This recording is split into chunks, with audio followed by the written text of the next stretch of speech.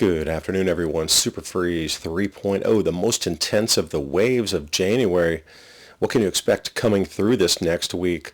Also, insurers in California not able to pay out on the billions of dollars of claims. Will this be the catalyst for the economic meltdown that we've all heard is coming? Let's take a look at it.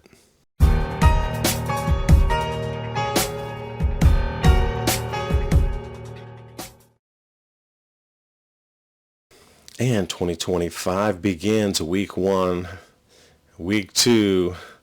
Now we're coming into week 3. What can we expect? Surprises all around. Going to walk you through the GIF here, see how the temperatures are moving as it descends that Arctic air, this time Siberian air coming down from Canada, far wider reaching than anything we've seen in these first 2 pulses. So as we move in through this week and the end of January, Super Freeze 3.0 is the only way to describe this, and once it taps into that Gulf moisture, we're going to have an ice line far wider and far deeper than last time. Will the grids hold? A lot of power outages in those last storms. Let's take a look at the inauguration temperatures. 1985, Ronald Reagan, coldest ever recorded. This is going to be close here. They're looking at 8 degrees Fahrenheit, so far colder than most of the previous inaugurations, but we'll see what happens. Will it break the record? A lot of people are saying it may not. Time will tell. But speaking of time, looking at the time stamp valid, Monday, January 20th. Far wide out North America here, that heat in the Arctic that displaced the cool sweeping over the lower 48 in Canada. Kind of close in here, you could probably substitute your favorite purple cartoon character. These are degrees Celsius, taking you down somewhere 20, 22 degrees Celsius, well into the 35, 40 degree range below the normal temperatures. And as we look at the anomalies whited out here, that swirling heat in the north all the way up at the top of the screen there, that's the Arctic. That displaced, and look how cold it is all the way down to Texas. Cuba going to get in on the action too as we move forward. January 21st, you still see that snaking heat pattern in the Arctic, and then it just drops out in temperatures in a very wide-reaching area. That's what I'm saying. It's the coolest and the most wide-reaching compared to these last 2 polar blasts that we've had. And if you look at the daily low temperatures, a lot of single digits across there where it's green. You're at 0 Fahrenheit or below, sub-freezing. Anywhere in that blue line, single digits. And even along the Gulf Coast, getting down into the 20s and 30s for the night. Yeah, iguanas dropping out of the tree, warning on that. I guess barbecue season starts early, January 21st. That cold just holds on, doesn't go anywhere.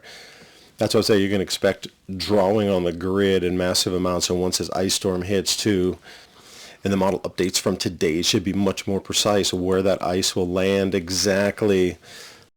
Nobody likes getting older. One of the biggest reasons why is because our muscles become weaker, making the activities we used to enjoy more difficult to do and less enjoyable. But what if you didn't have to get weaker as you got older? What if you could actually become stronger?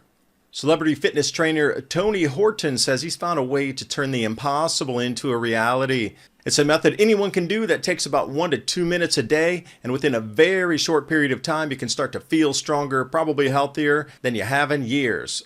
Health experts have long believed age-related muscle loss is simply an inevitable aspect of getting older, but Tony Horton says he's found a much more effective way to help you fight age-related muscle loss and even build new muscle. In fact, the results have been so remarkable, Horton is now the subject of a short report detailing exactly how his body strengthening method works. It's online for free for the public to view and share.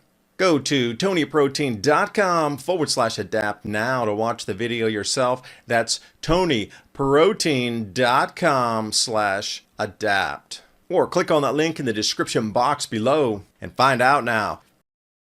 And a different way to look at it, weathermodels.com here, anomaly map as well. That's the below your average temperature for the day. How far below, how many degrees, and you can see it sweeping from west to east.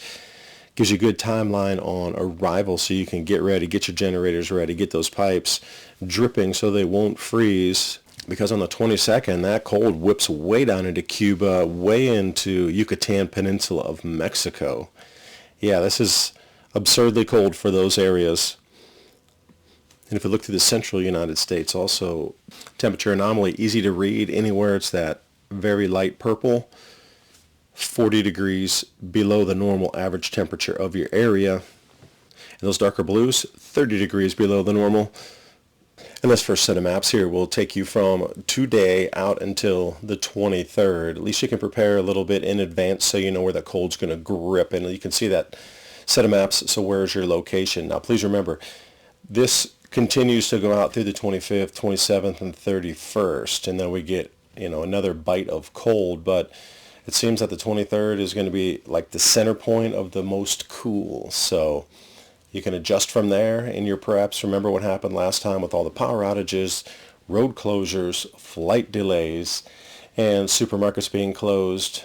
So we're at 3.0 with this storm. Hopefully after the first two times, adjustment strategy on getting ready for such cold events has been put into play. But if you didn't, this is third time. Third time's a charm.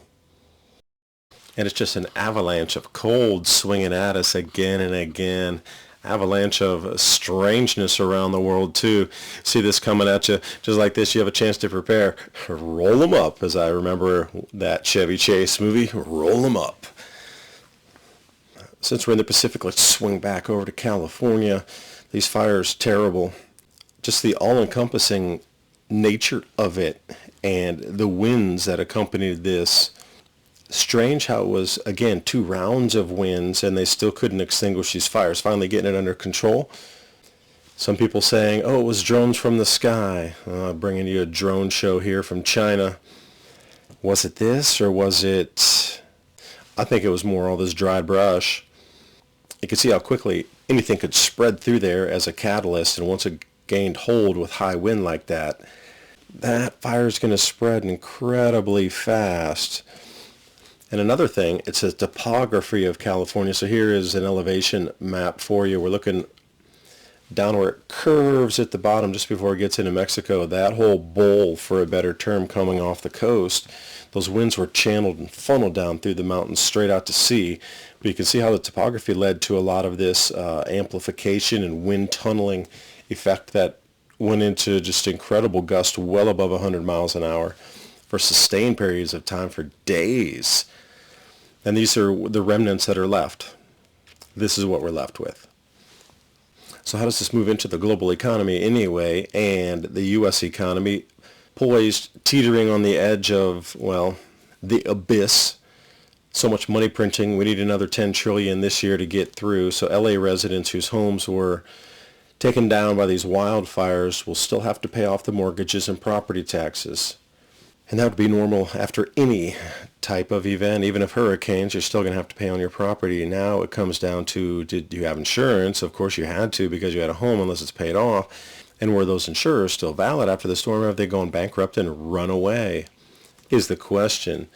So the trajectory of this thing from January 12th, they started to say, there's just not going to be enough money for this whole event here. With the local insurers, they're going to have to get some national insurance to come in to cover this.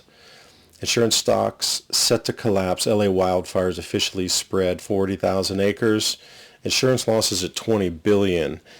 But that quickly jumped over $400 billion total after this 2 rounds of Santa Ana offshore winds. And over the summer, FAIR tested, and it only had $385 million in reserves available to pay $2.5 billion in insurance. That was the accounting report for available funds. Now, if we look at just very first days of this event, it already had risen to $24 billion, which is over 10 times what was already a problem anyway. 10 times underinsured, but now those losses are going to be 10 times greater.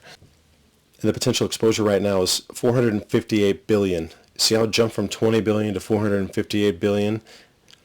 And the FAIR program now only has $700 million cash on hand to pay claims.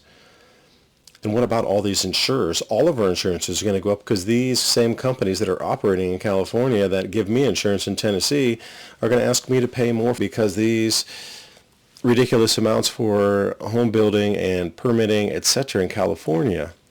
Even though I had nothing to do with it, clean record, never had a claim myself, it's going to rise staggeringly high just to pay off the people in California.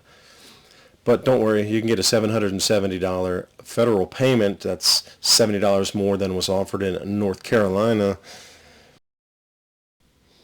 If it truly comes down to the failures of the insurance companies to pay out whatever claim it is for whatever circumstance, the failure will occur, and then they'll just come back with a bunch of new legislation like it'll never happen again or again or again, but then you'll still be back out.